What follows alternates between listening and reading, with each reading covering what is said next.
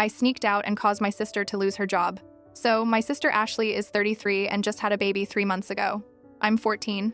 School let out for summer, and I was so ready to just chill and hang out with my friends. But nope. Ashley decided that now was the perfect time to get a job after being home with the baby. And guess who got stuck babysitting? Me. I've never even held a baby before this. Like, I didn't know you had to support their head and all that stuff. The first day she left me alone with my niece, I literally just sat there staring at her the whole time, terrified she'd start choking or something. Ashley showed me how to change a diaper once and then was like, okay, you're good, and left for work. I already don't sleep great. I've had insomnia since I was like 12, but now I couldn't sleep at all because I kept thinking the baby would stop breathing or roll off something. Even when she was napping, I'd just sit there watching her chest move up and down to make sure she was okay. I told my mom I couldn't do this. She was in the kitchen making dinner and I was like, Mom, I don't know what I'm doing. Can't Ashley put her in daycare or something? My mom didn't even look up from chopping vegetables. You'll be fine. Your sister needs to work. But I'm exhausted. I can't sleep and I'm scared something's gonna happen. You're being dramatic. Just deal with it. Both my parents work during the day, so it was just me and the baby from like 8 in the morning until 6 at night, every single day. After about a week and a half of this, I was losing it. The baby would cry, and I didn't know why. I'd try feeding her, changing her, rocking her, and nothing worked. My hands would shake because I was so stressed out. One night, Ashley was getting her stuff ready for work the next morning. She laid out her uniform and packed her lunch. I waited until everyone was asleep. Then I grabbed my phone and snuck out my bedroom window. I texted my friend Kayla and she let me come over. I slept on her couch for like 10 hours straight. It was the best sleep I'd had in weeks. The next morning, I woke up to my phone blowing up. 37 missed calls. A bunch of texts from my mom, Ashley, even my dad. I went home around 9. My mom was standing in the driveway and I could tell she was about to lose it. Where were you? Kayla's house. Ashley missed work because of you. She had no one to watch the baby. Ashley came outside, still in her pajamas. Are you kidding me right now? You just left? I told you I didn't want to do this. You told me? You're 14. You don't get to just decide you're not helping. I'm not a babysitter. I don't know what I'm doing and I'm tired all the time. My mom cut in. You're being selfish and lazy. Your sister is trying to provide for her daughter, then put her in daycare. I didn't have this baby. Ashley's face went red. Get inside. Now. I went to my room and stayed there most of the day. I could hear Ashley on the phone with her boss, then later with my mom. They were arguing about something, but I couldn't hear what. That night at dinner, Ashley sat down and said she quit her job. My stomach dropped. What? My dad said. I called them this afternoon. Told them I couldn't come back. My mom's voice came out cold. This is what you wanted, right? I didn't answer. Ashley pulled out her phone. My boss sent this before I quit. She turned the screen toward me. It was a text thread. She said if I miss one more shift, I'm done anyway. But that's not all. Some girls at work have sisters who go to your school. They heard what you did, leaving a 3-month-old alone in the house. My blood went ice cold. She wasn't alone. You were here. I was asleep. You didn't tell anyone. Ashley's hands were shaking. Do you know what could have happened? But nothing happened. CPS got a call today. My mom said. Everything stopped.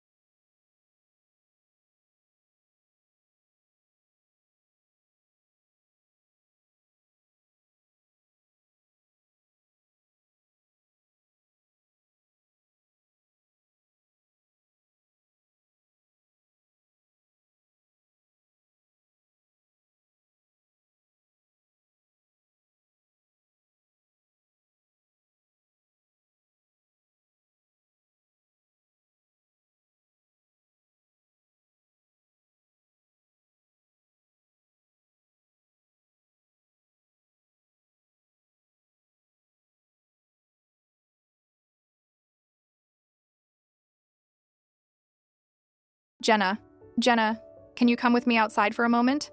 My legs felt like rubber when I stood up. My mom started to say something, but Karen held up a hand. I need to speak with her alone. We went out to the front porch. Karen sat on the steps and I sat next to her, keeping space between us. Jenna, I want you to know you're not in trouble. I'm here to make sure everyone in this house is safe. That includes you. Do you understand? I nodded. Tell me what happened. In your own words. So I did.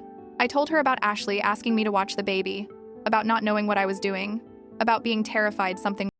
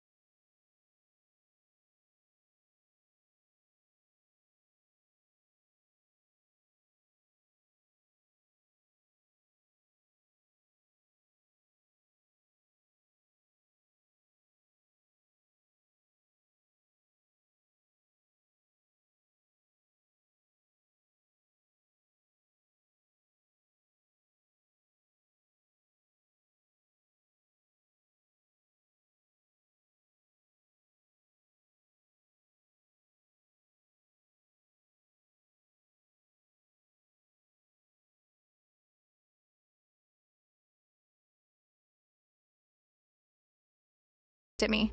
Go to bed. I went to my room, but I didn't sleep. I kept replaying everything in my head, trying to figure out where it all went wrong. The next morning, nobody talked at breakfast. Ashley stayed in her room. Around 10, my dad knocked on my door. Get dressed. We're going somewhere. Where? Just get dressed. 20 minutes later, we were in the car. My dad drove to this building downtown with a sign that said Community Family Services. What are we doing here? Getting you someone to talk to. Inside, a woman with gray hair and glasses introduced herself as Patricia. She led me to an office with a couch and some plants and closed the door. Your dad called this morning. He's worried about you. I sat on the couch. I'm fine.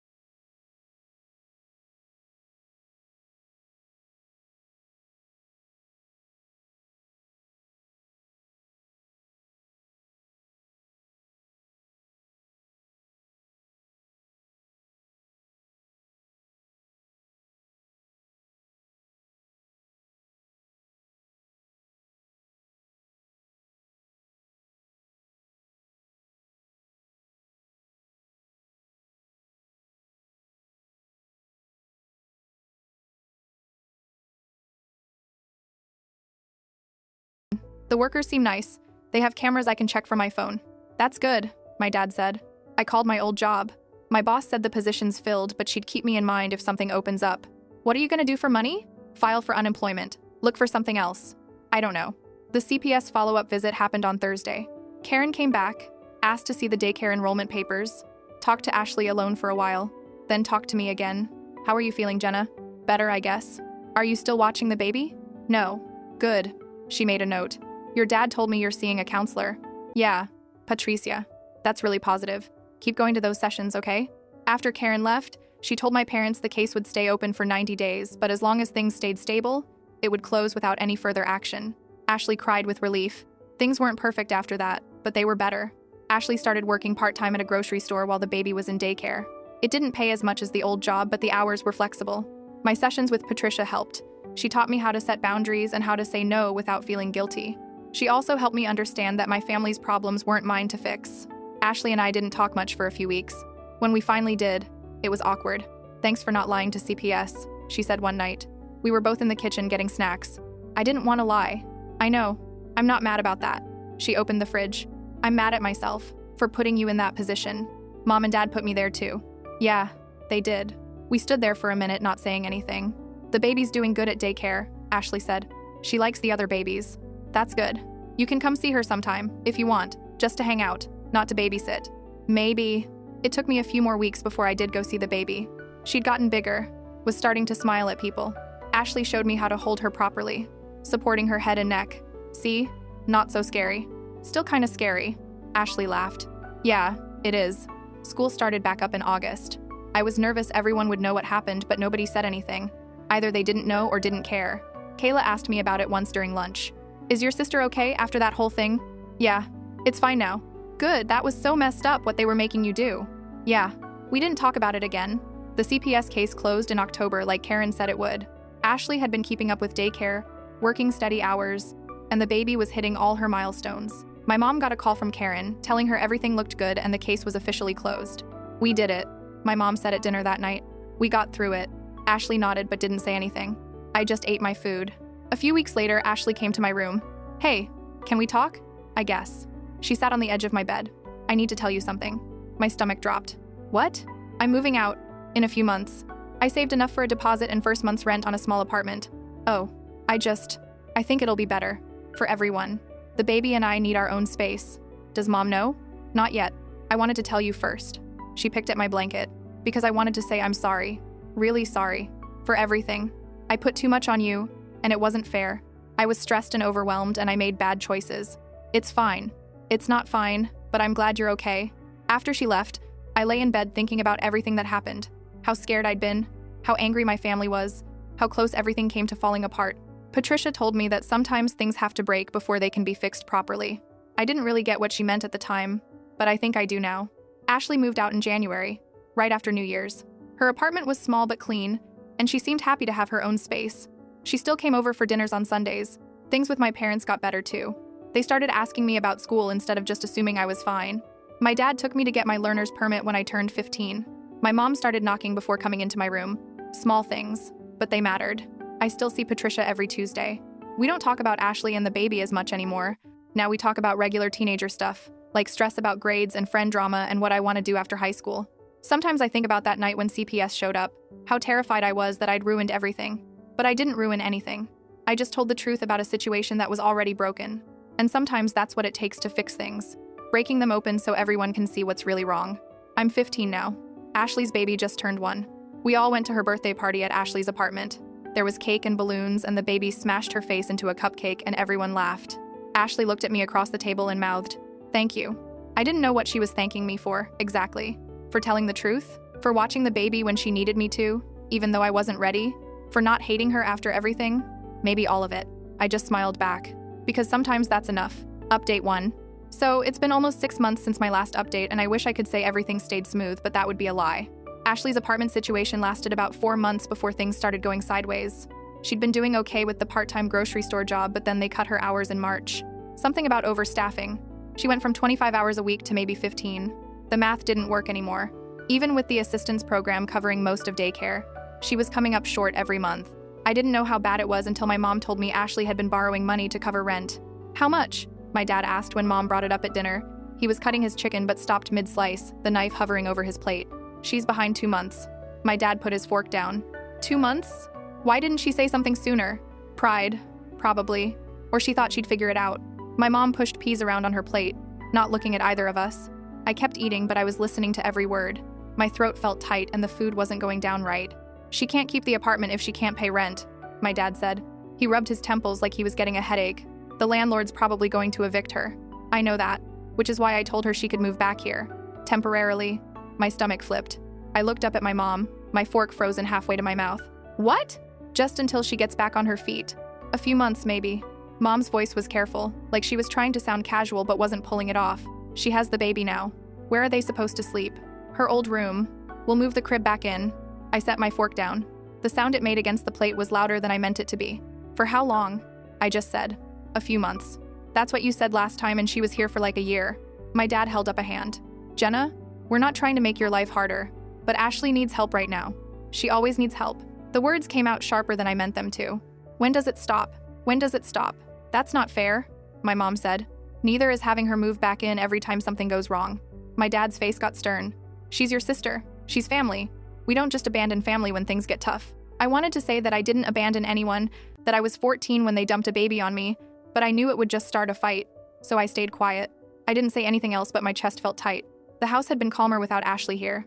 Not because I didn't like her, just because there was less stress, less tension. The air had been lighter, easier to breathe. Now everything was going to go back to how it was. That night I couldn't sleep. I lay in bed, staring at the ceiling, listening to the house settle around me. My room shared a wall with Ashley's old room. Soon there'd be a baby crying through that wall again. Soon there'd be early mornings and late nights, and the constant hum of tension that came with Ashley.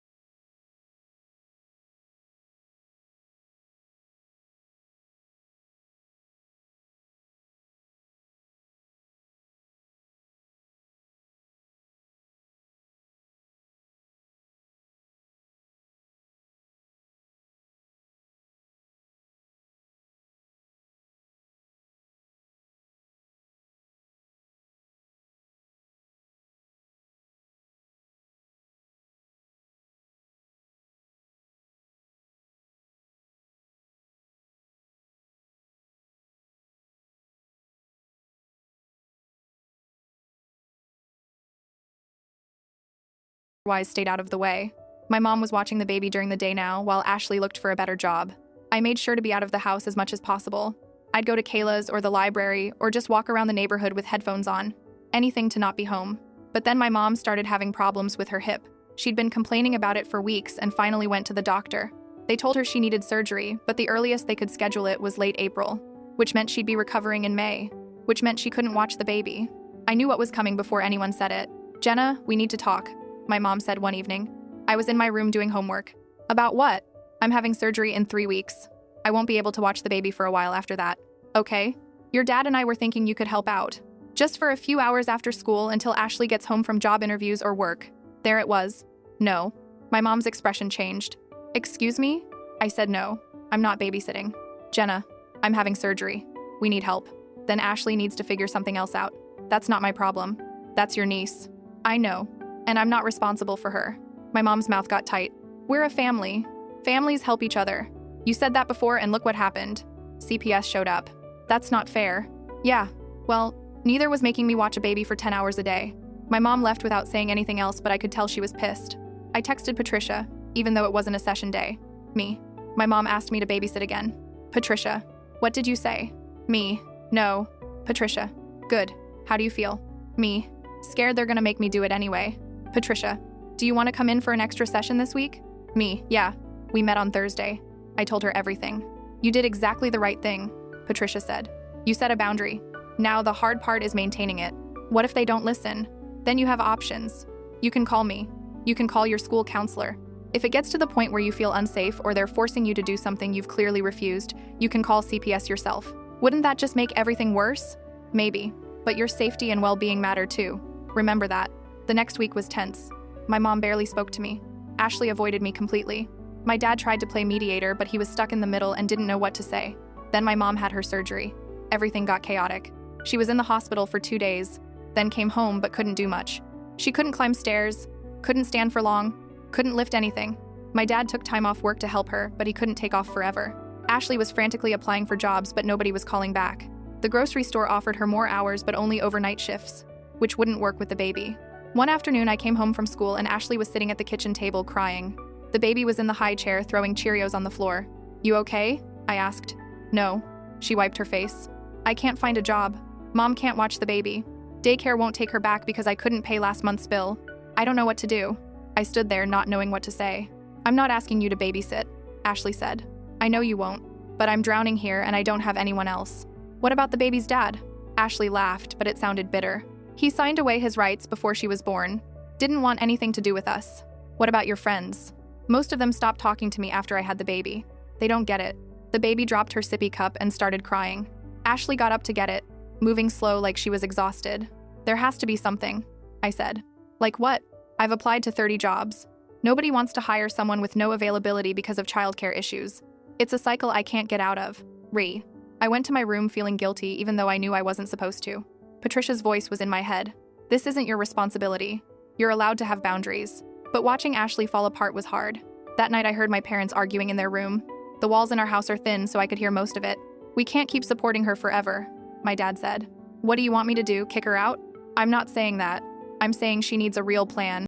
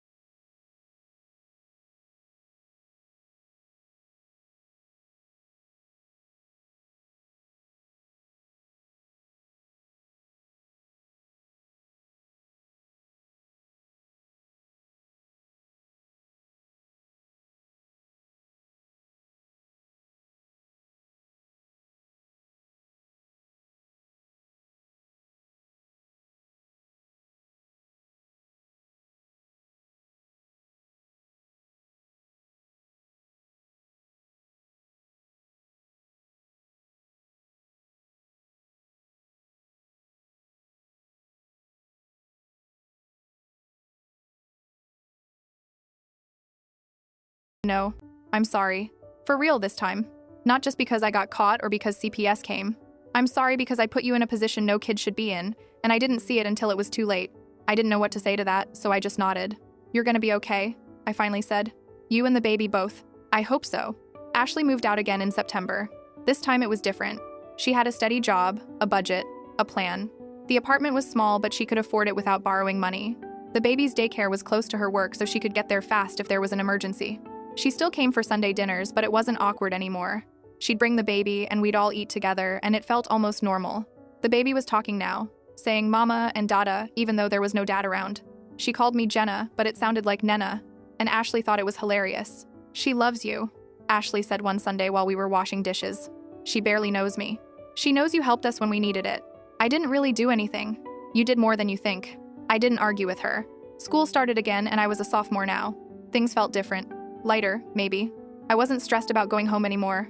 I wasn't worried about what I'd walk into. Patricia and I talked about stopping our sessions. You've made a lot of progress, she said. You've learned how to set boundaries and stick to them. You've developed healthy coping mechanisms.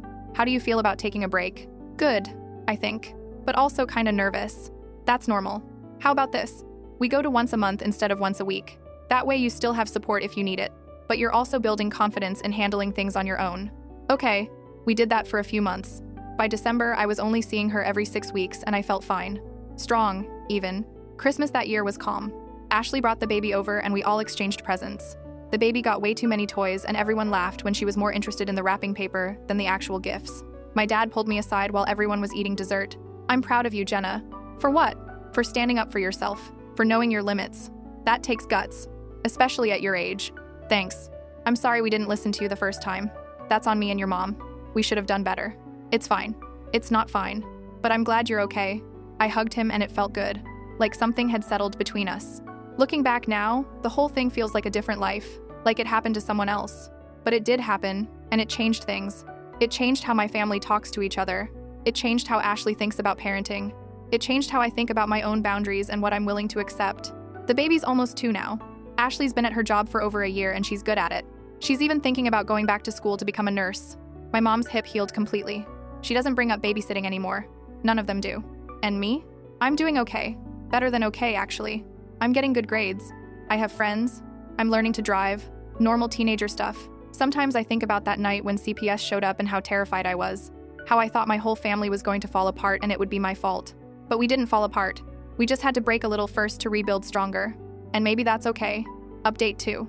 It's been over a year since my last update and I'm 16 now. Junior year. Life's been pretty normal, which is exactly what I wanted. But then something happened last month that threw everything sideways again. I was at school, last period, when the office called me down. The secretary had this weird look on her face when I walked in. Your father's here to pick you up. Why? He'll explain in the car. My dad was standing in the parking lot looking stressed. As soon as I got in the car, I knew something was wrong. What happened? He pulled out of the parking lot before answering. Your sister's in the hospital.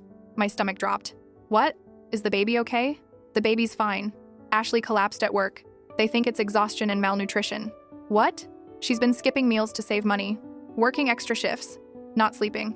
Her coworker found her passed out in the break room. We drove to the hospital in silence. My mind was racing. Ashley had seemed fine at Sunday dinner last week. Tired? Maybe, but fine. We drove to the hospital in silence. My mind was racing. Ashley had seemed fine at Sunday dinner last week. Tired? Maybe, but fine. She'd laughed at Dad's stupid joke about the turkey. She'd helped Mom with the dishes. She'd looked normal. But I guess people can hide a lot when they want to. She was in a room on the 3rd floor, hooked up to an IV. The bag hanging next to her bed was half empty, clear liquid dripping down through the tube into her arm. She looked small in the hospital bed, her skin gray and her eyes sunken. The fluorescent lights made everything worse, washing her out until she looked almost transparent. There were dark circles under her eyes so deep they looked like bruises. Her hair was pulled back in a messy ponytail and there were creases on her cheek like she'd been sleeping on a rough surface. My mom was already there, sitting in the chair next to the bed holding Ashley's hand. She was wearing the same clothes from this morning, her work blazer wrinkled. She must have come straight from the office. The baby was with my Uncle Trevor. Hey, Ashley said when she saw me. Her voice was weak, scratchy like she'd been crying or hadn't had water in a while. What happened? I'm fine. Just got a little dizzy. She tried to smile, but it didn't reach her eyes. The doctor said you're severely dehydrated and malnourished, my mom said. Her voice was tight, angry, but trying not to be. That's not fine, Ashley. Ashley closed her eyes. I've just been busy. Busy starving yourself? My dad's voice was sharp. He was standing at the foot of the bed with his arms crossed, and I could see a vein in his temple that only showed up when he was really pissed.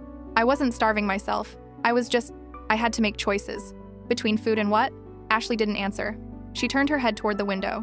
The blinds were half closed and afternoon light was coming through in stripes across the floor. My mom's face changed, going from angry to scared in about 2 seconds. Ashley, what aren't you telling us? Silence. I could hear machines beeping somewhere down the hall, a cart rolling past the door, someone's phone ringing. Ashley. My mom's voice was harder now. The daycare raised their rates. Ashley's voice came out flat, emotionless, like she was reading from a script she'd memorized. In October. I couldn't afford the increase and the rent and everything else, so I've been paying a neighbor to watch the baby instead, under the table. It's cheaper, but I had to pick up extra shifts to cover it. What neighbor? My dad asked. Mrs. Chen. She lives 2 doors down. She watches 3 other kids during the day. Is she licensed? Ashley didn't answer. Ashley, is she licensed? No. My dad made a sound like someone had punched him in the stomach. Jesus Christ. She's good with kids. The baby likes her. That's not the point. If something happens and she's not licensed, you could lose custody. Again. Nothing's gonna happen. That's what you said last time? Ashley's face crumpled. What was I supposed to do? I couldn't afford the real daycare. I needed to work. I had to choose between paying rent or paying for licensed childcare, and I chose rent because I didn't want to end up homeless with a 3-year-old. Why didn't you tell us? My mom asked. Her voice was softer now, but I could hear tears in it. Because I didn't want to hear I told you so. I didn't want you to think I can't handle this. You can't handle this, my mom said. Look at you. I'm fine. You passed out at work, Ashley. You're in a hospital bed. That's not fine. A doctor came in then, interrupting. He was young, maybe early 30s, with glasses and tired eyes. He had a tablet in his hand and barely glanced at us before looking at Ashley. Miss Smith, I'm Dr. Patel. Your lab work came back. He swiped through something on the tablet. You're anemic and your blood sugar is dangerously low. Your potassium levels are also concerning. When's the last time you ate a full meal? Ashley thought about it. I watched her face while she counted backwards in her head. Tuesday. It's Friday. I've been snacking. Dr. Patel looked at her over his glasses. Snacking isn't enough. Your body is running on empty. You have a child who depends on you. You can't take care of her if you're not taking care of yourself. I know that. Do you? Because your blood work says otherwise. He wasn't being mean, just direct. You're malnourished to the point where, if this continues, you could have serious complications. Fainting is just the beginning. Your organs need fuel to function. Ashley was crying now, silent tears running down her face. My mom squeezed her hand. We're admitting you overnight for observation and to get your levels back up, Dr. Patel continued. You'll get IV fluids and we're going to monitor your heart and blood sugar. If everything looks good in the morning, you can go home. But you need to follow up with your primary care doctor within a week. And you need to eat. Actual meals. 3 times a day minimum. I can't afford, Ashley started. There are programs, doctor. Patel cut her off. Food banks. WIC. SNAP benefits. The social worker will talk to you before you're discharged. But you need to use them. Your daughter needs you alive and healthy. After he left, the room went quiet again. My mom was still holding Ashley's hand. My dad had moved to the window and was staring out at the parking lot. I stood near the door, not knowing what to do with my hands. I'm admitting you overnight, the doctor had said. That meant staying in this room, in this bed, with these machines beeping and this scratchy hospital gown and nothing to do but think about all the ways everything had gone wrong. Ashley looked at me. I'm sorry you had to see this. It's fine. It's not fine. None of this is fine. We'll figure it out, I said, even though I didn't know if that was true. The doctor left and the room went quiet. My mom was crying silently. My dad looked angry, but I could tell he was trying to keep it together. I'm admitting you overnight, the doctor said when he came back. You need fluids and monitoring. We'll reassess in the morning. After he left, my dad spoke. We'll watch the baby tonight. Trevor's got her, Ashley said. We'll pick her up from Trevor. You focus on getting better. That night at home felt strange. The baby was in the pack and play in the living room, babbling and playing with blocks. My mom made dinner, but nobody really ate. We just pushed food around our plates. I didn't know it was this bad, my mom said. None of us did, my dad replied. I fed the baby some mashed sweet potato and applesauce. She made a mess, but she ate most of it. After dinner, my mom gave her a bath and put her to bed. We all sat in the living room, not really watching TV. What are we gonna do? I don't know. She can't keep going like this. I know. I went to bed but couldn't sleep. I kept thinking about Ashley in that hospital bed, looking so defeated, about how hard she'd been trying and how it still wasn't enough. The next morning, my dad went to pick Ashley up from the hospital. They came back around noon. Ashley looked better, less gray, but still exhausted. The baby saw her and immediately started crying and reaching for her. Ashley picked her up and just held her for a long time. We need to have a conversation, my mom said once Ashley was settled on the couch. I know. This isn't sustainable. You're working yourself into the ground and it's not safe for you or the baby. I don't have another option. Yes, you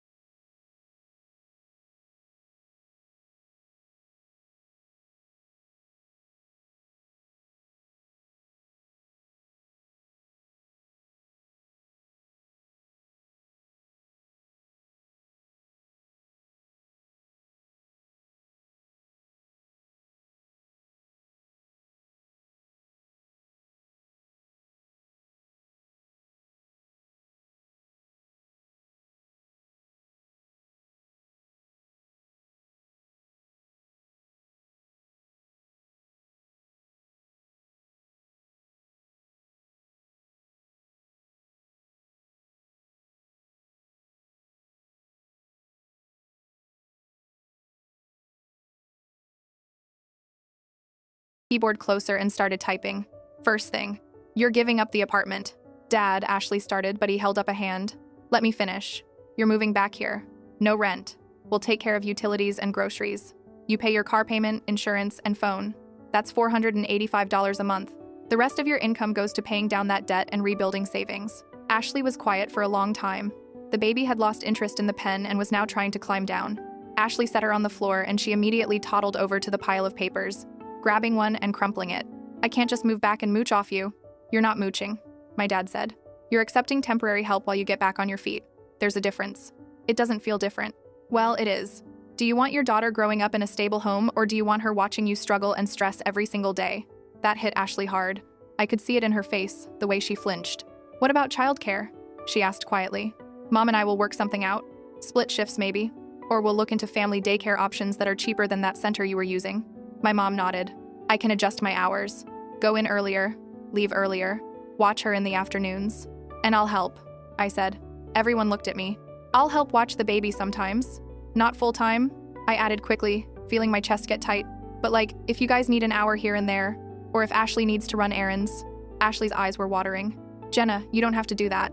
I know, but I'm offering on my terms this time. My mom looked like she was going to cry. Are you sure? Yeah, I'm older now. And it's different when I'm choosing to help, instead of being forced to. Patricia had actually brought this up in one of our monthly sessions. She said offering help on my own terms was healthy, as long as I maintained boundaries and didn't let it spiral into the same pattern as before, as long as I could say no when I needed to. We accept your offer, my dad said carefully, but only when you're willing and available. No pressure.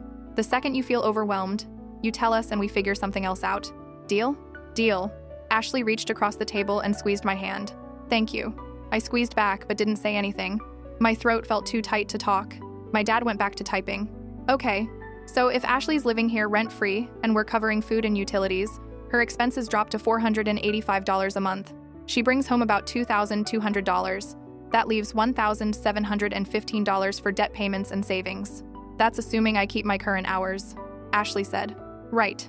Which is why we need to make sure childcare is covered so you can be reliable at work. No more calling out, no more missing shifts. I know. My mom was writing notes on a separate pad of paper. What about healthcare? Are you still on the state insurance? Yeah, for now. But I'm supposed to recertify in 2 months, and I don't know if I'll still qualify if I'm not paying rent. We'll deal with that when we get there, my dad said. One problem at a time. The baby had crawled under the table and was pulling on my shoelaces. I picked her up and put her in my lap. She immediately tried to grab my phone. No, that's not a toy, I said, moving it out of reach. She pouted, but then spotted my bracelet and started playing with that instead. Okay, my dad said, looking at his spreadsheet. If you put $1,200 a month toward the credit cards, you can have them paid off in 4 months. That's aggressive, but doable. The other $515 goes into savings. By the time you're ready to move out again, you'll have over $2,000 in emergency funds. And what if something comes up? Car repairs? Medical bills? Ashley's voice was small. Then we help. That's why you're here. So you have a safety net. Ashley nodded, but she looked exhausted. Like talking about money had drained whatever energy the IV had given her back. When do you want me to move? She asked. This weekend, my mom said. No point dragging it out. The faster you're here, the faster you can start saving. Okay. And just like that, it was decided. Ashley would move back. The baby would be here. Our house would be full again. I looked down at the baby in my lap. She'd fallen asleep, her head heavy against my arm, her tiny fingers still wrapped around my bracelet. And I thought, here we go again. Everyone looked at me. I'll help watch the baby sometimes. Not full time, I added quickly. But like, if you guys need an hour here and there, or if Ashley needs to run errands. Jenna, you don't have to do that, Ashley said. I know, but I'm offering. My mom looked like she was going to cry again. Are you sure?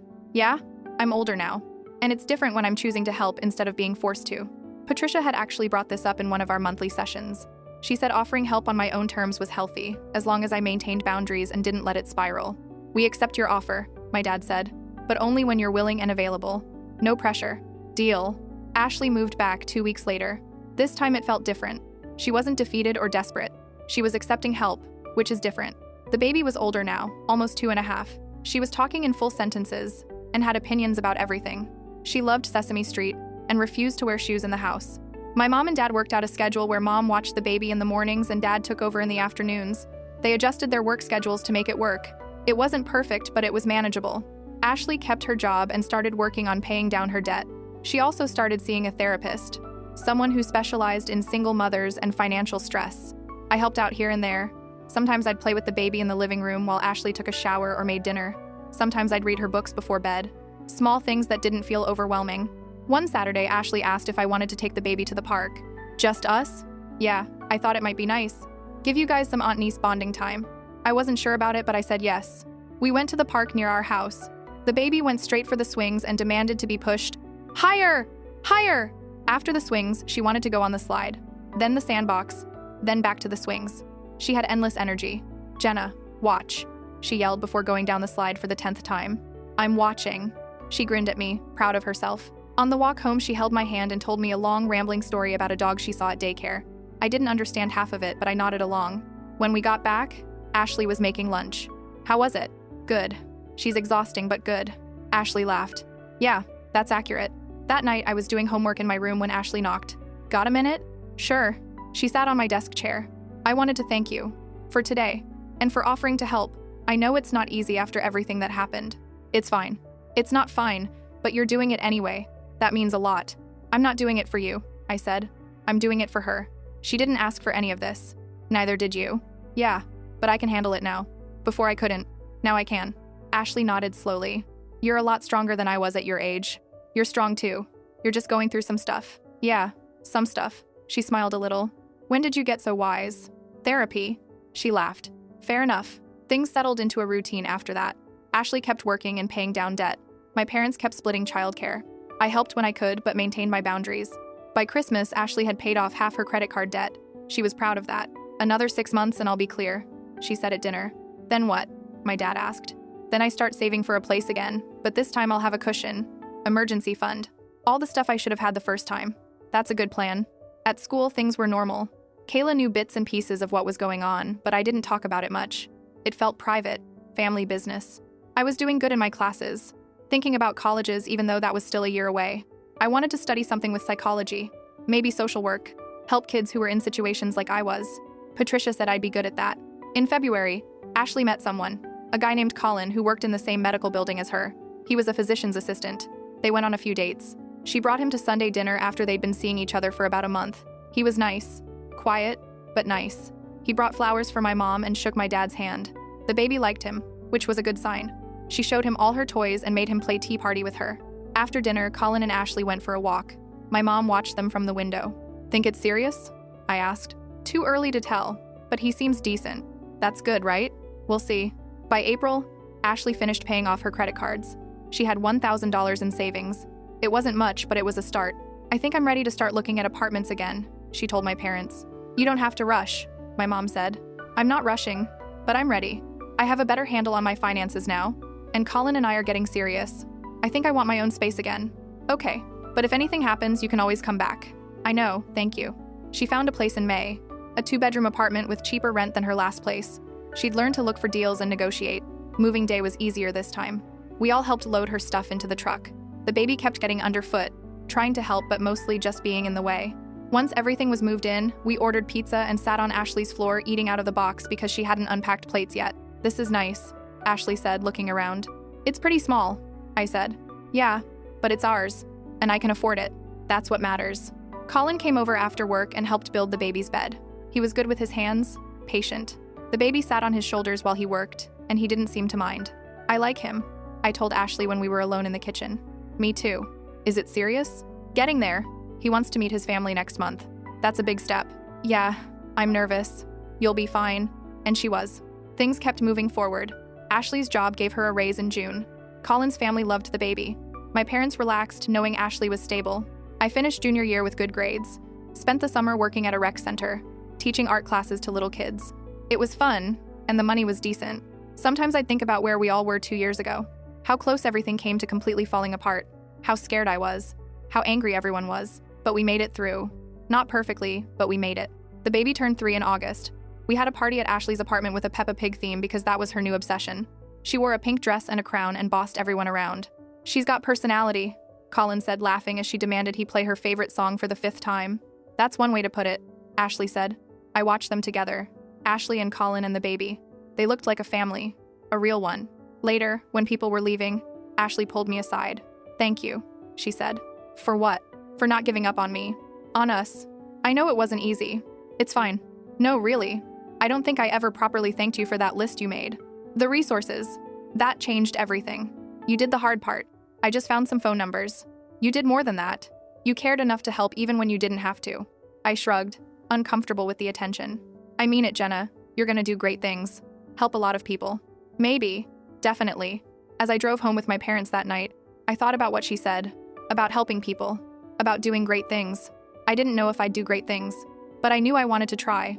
I wanted to be there for kids who felt stuck and scared and overwhelmed. Kids who were put in impossible situations and told to just deal with it. Because someone should have been there for me. Patricia was, eventually. But before that, I was alone. Nobody should have to feel that alone. Senior year started a few weeks later. I was busy with applications and essays and trying to figure out my future. It was stressful, but good stress. The kind that comes from having options and opportunities. Ashley was doing well. The baby started preschool. Colin basically lived at their apartment now, though he kept his own place officially. My parents were thinking about downsizing their house since it was just them most of the time now. My dad started looking at smaller properties closer to his work. Everything was moving forward. Changing. Growing. I saw Patricia once every 3 months now. She said I was one of her success stories. You came in as a scared 4-year-old who didn't know how to say no. Look at you now. I just grew up, I guess. It's more than that. You did the work. You learned the skills. You applied them even when it was hard. That's not just growing up. That's real change. I thought about that a lot. About change. About how nothing stays the same. Not really. How people can break and rebuild. How families can fall apart and come back together differently than before. The day I got my acceptance letter to college, I called Ashley first. I got in. That's amazing. Which school? I told her. It was a state school about 2 hours away. Good social work program. Affordable with the scholarships they offered.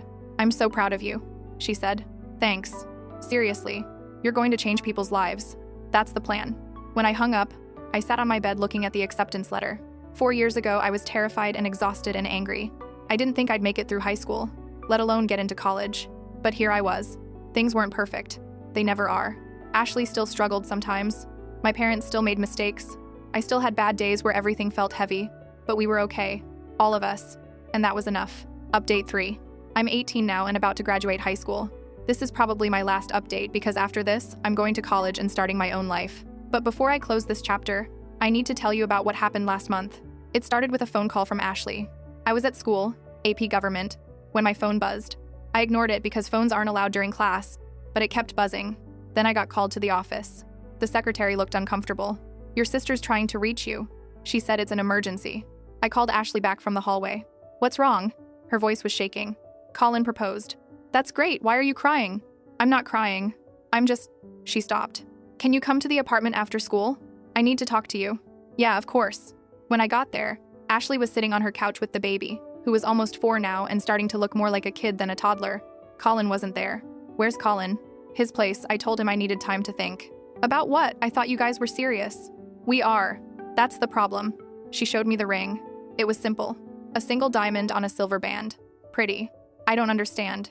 You love him, right?" "I do. And he loves you and the baby." "He does. So what's the problem?" Ashley put the ring box on the coffee table. "The problem is I'm terrified. Last time I tried to build a life with someone, it fell apart. I ended up here, broken, relying on mom and dad to survive. What if that happens again? Colin's not the baby's dad." "I know. But what if I'm the problem? What if I'm just bad at this? At relationships and planning and making good choices?" I sat next to her. "You're not bad at it. You're just scared. Aren't you supposed to be sure when someone proposes? Aren't you supposed to just know?" "I don't know. I've never been proposed to." She laughed a little. "Right. Sorry." The baby climbed into Ashley's lap with a book. "Read to me." "In a minute, sweetheart." "Now." Okay. I watched Ashley read to the baby, doing different voices for different characters. The baby giggled and pointed at the pictures. They looked happy. "Safe. He's good to you, right?" I asked when the book was done. "Yeah, really good." "And he's good to her?" "He wants to adopt her, officially. He said it the night he proposed." "And that scares you?" "It should make me happy, right? But all I can think about is what if it doesn't work out? What if we get married and then realize we made a mistake? I don't want her to lose another dad." The baby's bio dad left before she was born. Colin's been here for over a year. He's not going anywhere. You don't know that. Neither do you. But you can't live your whole life scared of what might happen. Ashley was quiet for a while. Then she said, "When did you get so smart?" "I keep telling you. Therapy." She smiled. "I should probably get more of that, huh?" "Probably." Ashley called Colin that night and told him yes. They decided on a small wedding, just family and close friends. Nothing fancy. They'd save the money for a house instead. My parents were thrilled. My mom cried. My dad shook Colin's hand for a really long time. "You're good for them," he told Colin. "I'm gonna try to be." The wedding was in June, a week after my graduation. They got married in the backyard of Colin's parents' house. Ashley wore a simple white dress. The baby was the flower girl and took her job very seriously, throwing petals everywhere. During the vows, Colin added something that wasn't in the traditional script. He knelt down in front of the baby and promised to love her and protect her like she was his own. The baby threw her arms around his neck and everyone cried. After the ceremony, during the reception, Ashley found me standing by the dessert table. "Hey, you doing okay?" "Yeah. Why?" "You've been quiet today." I shrugged. "Just thinking." "About what?" "About how different everything is now. Like 4 years ago, you were living with mom and dad, broke and overwhelmed. I was babysitting against my will and CPS was at our house. And now you're married and happy and everything's okay. It wasn't easy getting here. I know. But we made it. We all did." The baby ran up to us, her flower crown crooked on her head. "Mommy, Uncle Colin says we can dance now." Uncle Colin. Not dad yet, but getting there. Ashley took her hand. "Okay, let's dance." I watched them walk away. Colin met them on the dance floor and picked the baby up, spinning her around. She shrieked with laughter. My mom came up next to me. "Beautiful wedding." "Yeah. You graduate in 4 days." "Yeah. You nervous?" "A little." "About college?" "About everything. Leaving home, starting over, not knowing what's coming." My mom put her arm around me. "You're going to be amazing, Jenna. You've already been through more than most adults. College is going to be easy compared to what you've handled." "I don't know about that." "I do. And I'm sorry for putting you in that position 4 years ago, for not listening when you said you couldn't do it. You were right, and we were wrong."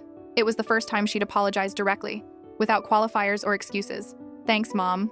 I mean it. You saved this family." Ashley might not have gotten help if you hadn't stood your ground, if you'd just kept babysitting and suffering in silence. I didn't save anyone. I just told the truth. Sometimes that's the same thing. Graduation was on a Wednesday. Hot and long and boring. They called 347 names before they got to mine. When I walked across the stage, my family went crazy. Ashley was cheering. Colin was whistling. The baby was yelling my name. It was embarrassing and perfect. That night we had dinner at a restaurant downtown. My parents gave me a laptop for college. Ashley and Colin gave me a gift card for textbooks. The baby gave me a drawing she made of us holding hands. "I'm gonna miss you," the baby said. "I'm only going to be 2 hours away. I'll visit. Promise?" Promise. I kept that drawing, folded it carefully, and put it in my wallet. Summer went by fast. I worked at the rec center again, saved money, got my dorm room assignment. Ashley and Colin moved into a small house they bought together. 3 bedrooms, one for them, one for the baby, one for a future kid if they decided to have one. "You'll have your own room when you visit," Ashley told me when she gave me the tour. "You don't have to do that." "I want to. Your family." The day I left for college, everyone came to see me off. My parents helped me pack the car. Ashley brought snacks for the drive. The baby cried and said she didn't want me to go. "I'll be back for Thanksgiving," I told her. "That's so long. It'll go fast." She hugged me tight. "I love you, Jenna." "I love you too." Colin shook my hand. "Take care of yourself up there." "I will." Ashley hugged me last. "Thank you," she whispered. "For what?" "For everything. For being strong enough to say no when you needed to. For helping when you could. For not giving up on us. You didn't give up either. We all kept going, didn't we?" "Yeah, we did." The drive to college was quiet. I listened to music and thought about everything that happened. About the scared 4-year-old I used to be. About CPS showing up. About Ashley in the hospital. About all the fights and stress and fear. But I also thought about the good parts. About Sunday dinners. About Ashley graduating from her phlebotomy course. About Colin proposing. About the baby calling me her name wrong but with so much love. When I got to campus, my roommate was already there. Her name was Brielle, and she was from Oregon and wanted to be a teacher. We got along immediately. That first night, lying in my dorm bed in a strange place, surrounded by strangers, I thought about calling home. But I didn't. I needed to prove to myself that I could be okay on my own. I texted Ashley instead. "Me, made it. Roommate seems cool. Room is small but fine. Ashley, proud of you. You're going to do amazing things." Me, hope so. Ashley, I know so. Classes started and I dove in. Social work was exactly what I thought it would be. Hard but important.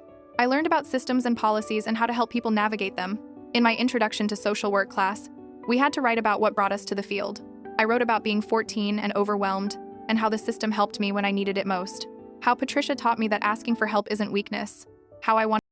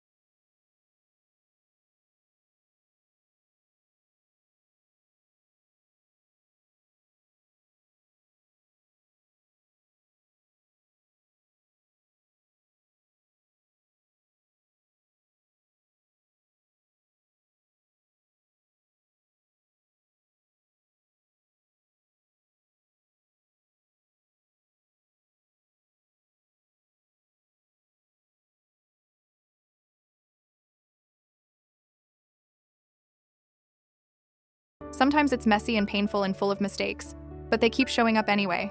The rest of freshman year flew by. I made friends, joined a volunteer program working with foster kids, kept my grades up. By the time summer came around, I felt different, more sure of myself, more clear about who I was and what I wanted. I went home for the summer and got a job at a youth center, running programs for at-risk teenagers. Kids who reminded me of myself at 14, scared and overwhelmed and convinced nobody understood. I understood. One girl, 15 years old, told me she was basically raising her 3 younger siblings because her mom worked 2 jobs and was never home. "How do you do it?" she asked. "How do you keep going when you're so tired?" I told her the truth. You don't have to keep going. You can ask for help. That's not failing. That's being smart enough to know your limits. But what if there's no one to help? There's always someone. You just have to find them. I gave her Patricia's number. Then I gave her the number for CPS, for family services, for teen support groups. I made sure she knew that what she was doing wasn't sustainable, that she deserved to be a kid. A few weeks later, she came back and told me her mom had applied for assistance and her siblings were in an after-school program now, that she actually had time to do homework and see her friends. "Thank you," she said. "You did it. I just pointed you in the right direction. Still, thank you." That's when I knew for sure that this was what I was supposed to do. Help kids who were stuck. Give them options. Show them they weren't alone. Ashley noticed the change in me. "You seem happy." "I am." "Good. You deserve to be." The baby was starting pre-K in the fall. She was reading simple books now and writing her name. Colin had officially adopted her. Her last name was his now. Sometimes she called him Dad. Sometimes Uncle Colin. She was figuring it out. "Do you ever think about her bio, Dad?" I asked Ashley one night. "Sometimes. Wonder what he's doing. If he ever thinks about her. Does it bother you?" "Not really. His loss, you know. He's missing out on this amazing kid." "Yeah, he is." As summer wound down and I prepared to go back to campus for sophomore year, I felt different than I did leaving for freshman year. Less nervous. More ready. The night before I left, Ashley came over with the baby. "We made you something," the baby said, handing me a card. Inside was a drawing of our whole family. Stick figures holding hands. At the bottom, in careful letters, she'd written, "We love you, Jenna. I love you guys too." That card sits on my desk at school now. When things get hard or I'm stressed about exams or questioning if I'm on the right path, I look at it. It reminds me of where I came from, of what I survived, of why I'm doing this. I want to help families like mine, families who are struggling and scared and don't know what to do. I want to be the person who shows up and says, "It's okay to ask for help. It's okay to set boundaries. It's okay to not have all the answers." Because someone did that for me. Patricia showed up. Karen from CPS showed up. Even my family, eventually, showed up. And now it's my turn to show up for someone else. This is probably my last update because from here on out, this is just my life. College, internships, graduation, career, normal stuff. But I wanted to close this out by saying, if you're 14 and scared and being put in an impossible situation, tell someone. Don't suffer in silence thinking you have to handle it alone. If you're a parent struggling to make ends meet, ask for help. There are resources, programs, people who want to support you. If you're a family falling apart, hold on. It can get better. Not perfect, but better. We're proof of that. 4 years ago, CPS was at our door and I thought my whole world was ending. Today, I'm in college studying to help other kids in similar situations. Ashley's married and stable. The baby's thriving. My parents are proud. We made it. Not because we were perfect or because we had all the answers. We made it because we kept trying. We asked for help when we needed it. We set boundaries when we had to. We showed up for each other even when it was hard. That's all any of us can do. Show up. Try. Keep going. And eventually, you'll look back and realize you made it through. The baby's 5 now. She starts kindergarten next week. Ashley's thinking about going back to school to become a nurse. Colin got a promotion. My parents are talking about retiring early. Me? I'm a sophomore studying social work with a 3.7 gigapascals and a plan.